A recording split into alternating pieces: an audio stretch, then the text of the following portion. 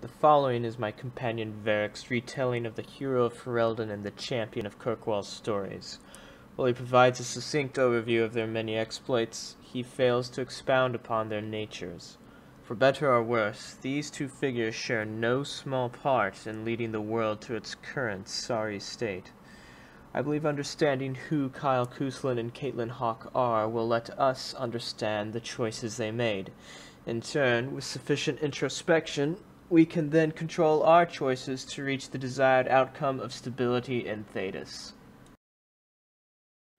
If you believe the stories, mankind's pride gave rise to the Darkspawn. Countless in number and toxic to all life, Darkspawns search endlessly for an archdemon. When they find one, Darkspawn armies surge up from their corrupt barrows beneath the ground, and a blight begins. Grey Wardens are the only warriors capable of destroying an archdemon, and history always honors the one who sacrifices all to kill the beast. In the fifth blight, the Warden was the hero of Ferelden. Youngest child of Ferelden's powerful Terran Cousland. Betrayal saw the Cousland's ancestral castle burn, and the Terran and his wife slain. Duncan, a Grey Warden, helped the young noble escape to a new life with the Wardens. The allied Ferelden and Grey Warden forces met in Ostagar, where King Kaelin's armies and a host of Wardens gathered, ready to destroy the Darkspawn. But valor turned to despair as Loghain betrayed his king. Kaelin's forces were slaughtered, and the south was lost. The hero, now a full-fledged Grey Warden, survived with the aid of Flemeth, the mysterious witch of the wilds. Joined by Flemeth's daughter, Morrigan, and a Grey Warden named Alistair, the hero set out to build an army strong enough to abolish the Blight. With the traitorous Loghain now seated on Ferelden's throne, the Warden sought help from the influential Arl Eamon of Redcliffe. However, they arrived in Redcliffe to find the town under siege. As each night, undead rose in waves and assailed the battered village. With the hero's help, the people of Redcliffe stood fast against the undead horde. The Wardens reached Arl Eamon's castle only to find the Arl lying at the edge of death, and his court fallen into madness. To save his father's life, Eamon's young son, Connor, had made a deal with a demon, and quickly fallen victim to its possession. The hero intervened, freeing Connor from possession and breaking the demon's hold over Redcliffe. But deals with demons are never straightforward. The demon agreed only to save Eamon's life, not restore him to health. Arl Eamon needed a miracle to recover. The hero located an urn containing the sacred ashes of Andraste, which were said to cure any ailment. The urn was protected by ancient traps, tests of will, and a dragon-worshipping cult that wanted to twist the urn's power to its own ends. The urn remained pure, but mysteriously disappeared after the Wardens departed. Only the temple dedicated to it still stands. With a pinch of the ashes, the hero restored the Arl to health. Informed of Loghain's treachery, Eamon swore his political and military support. The circles of Magi are bound by oath to aid the Grey Wardens in times of blight. However, Lake Calenhad's tower could offer little help. One of its mages, Uldred, had become possessed by a pride demon and was twisting other circle mages into abominations. The hero fought to the top of the tower and defeated Uldred, saving the remaining mages. Grateful for their lives, the mages joined the Warden's army. The allies gained at the Circle were not the only soldiers to join the Warden's forces, however. Dalish elves don't usually make alliances, but even deep hatred can be set aside in the face of oblivion. An ancient curse was destroying Ferelden's largest Dalish clans, turning the elves into werewolves. Zathrian, the clan's keeper, claimed that the cure required the heart of the great wolf, Witherfang. Years before, Zathrain himself had afflicted a group of humans with the curse that now ravaged his clan. As long as he lived, the curse endured. The hero freed the werewolves from the long-standing curse, and the Daedalus joined the Warden's forces. Blights may happen hundreds of years apart, but the dwarves who live below the surface of Thedas fight Darkspawn every day. No one is better schooled in battling Darkspawn than the warriors of Orzammar, except perhaps their allies of old, the Grey Wardens. The hero arrived in Orzammar in the wake of King Endrin's death to find political factions fighting for control of the dwarven capital.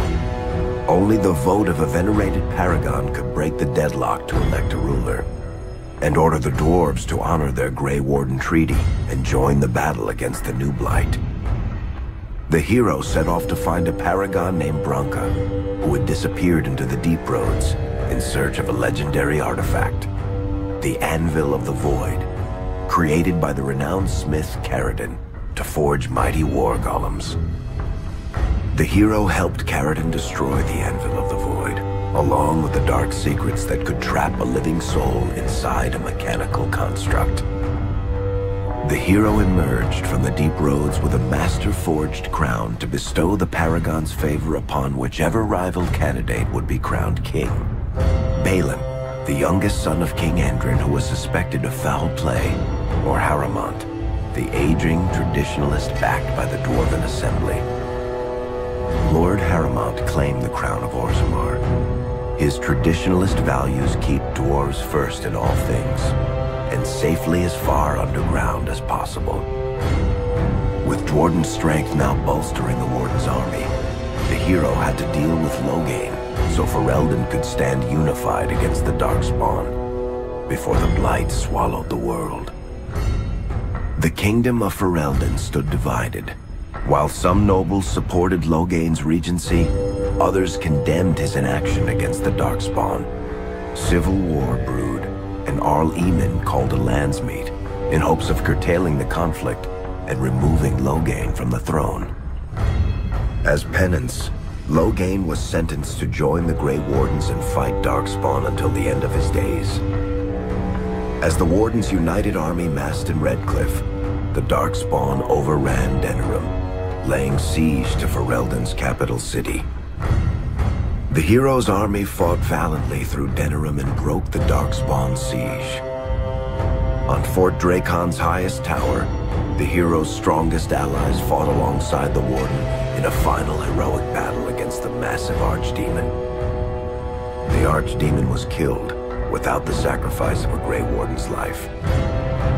With no Archdemon to lead them, the Darkspawn scattered.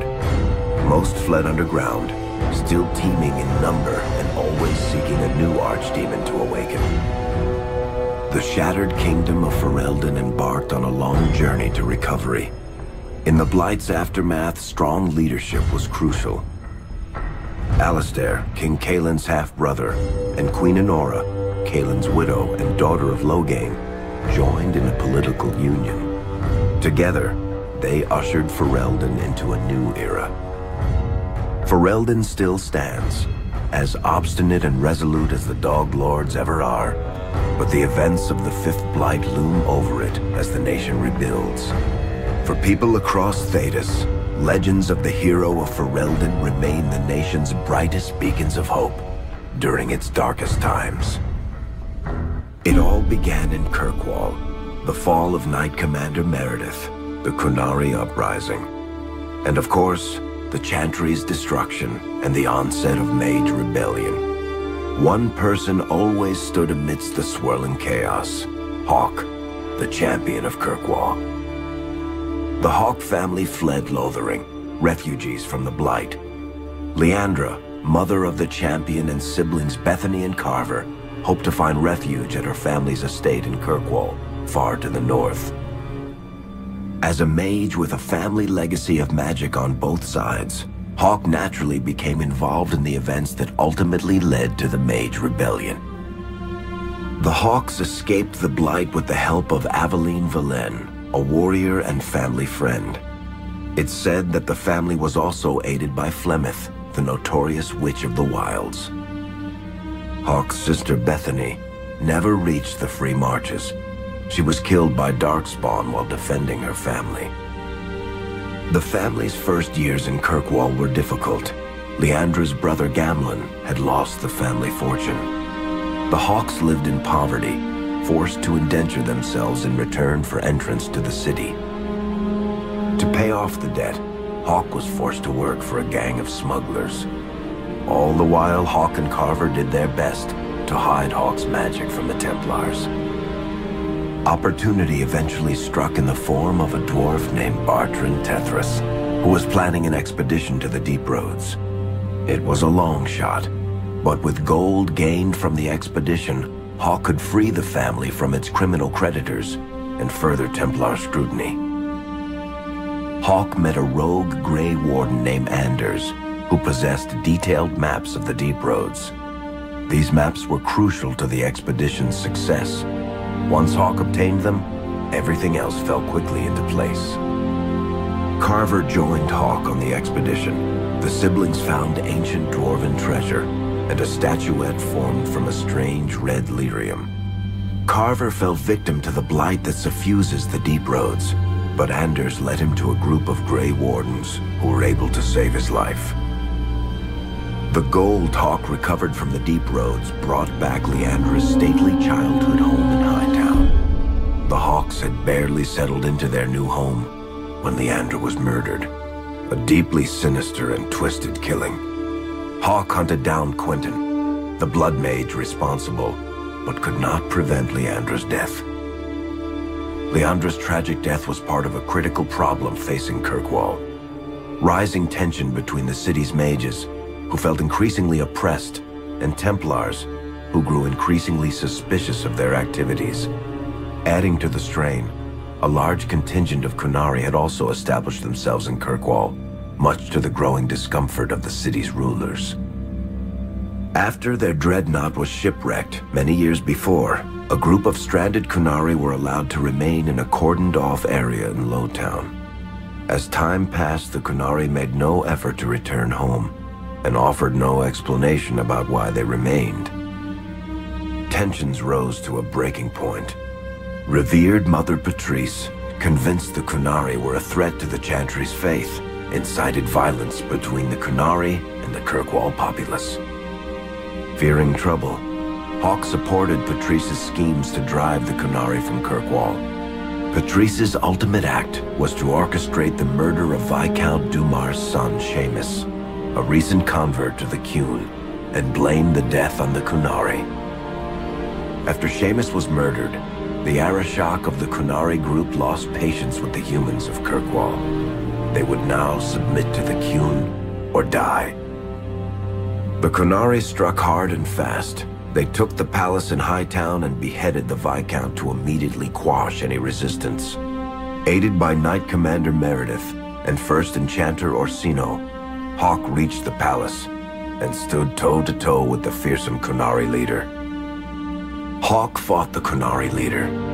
The fierce battle resulted in the Arashok's death and the liberation of Kirkwall from its brief occupation. The Qunari quickly withdrew from the city entirely.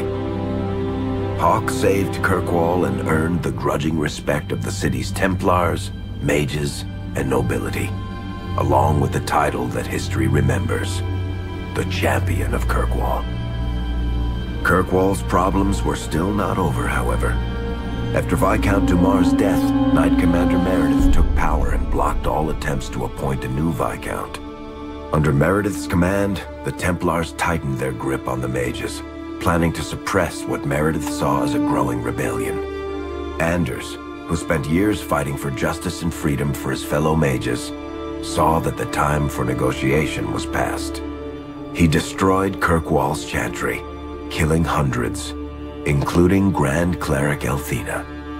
This single act began a rebellion that spread from circle to circle, until all circles of Magi had risen up in defiance against chantry rule.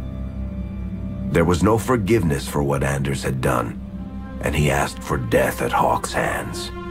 Hawk fulfilled the troubled mage's final request, and many others died along with Anders that day. Fighting spread swiftly through the city. Some mages rebelled openly, many of them succumbing to possession. Templars turned their swords on mages who rebelled and on those who did not.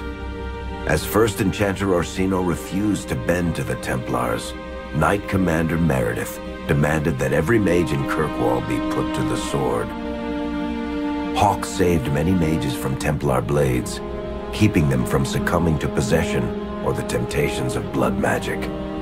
In the end, however, Hawk was forced to strike down Orsino, who had betrayed his own values by resorting to blood magic himself. The battle proved one thing: Knight Commander Meredith had gone mad. Hawk saw the truth of it when Meredith unsheathed her sword, and the red lyrium idol from the deep roads was embedded within it. The blade fueled her hatred and paranoia, as it had for months. After a horrific battle, the red lyrium of the Knight Commander's sword consumed her as she died. Meredith became a statue, her face a frozen mask of horror. Little is known of the champion since that final battle. However, Hawk's story lives on in legend and song. Memories of the indelible changes the champion of Kirkwall brought to the face of Thedas.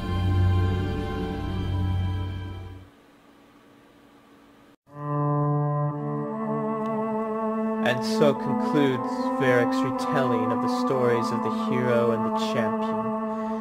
The events that transpired here have been independently verified by several sources, myself included.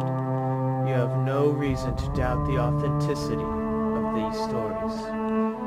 Let us take a short break, and when we return, I, the Inquisitor, will expound upon the natures and motivations affecting the decisions and choices of Kyle Cousland and Caitlin Hawk. Thank you.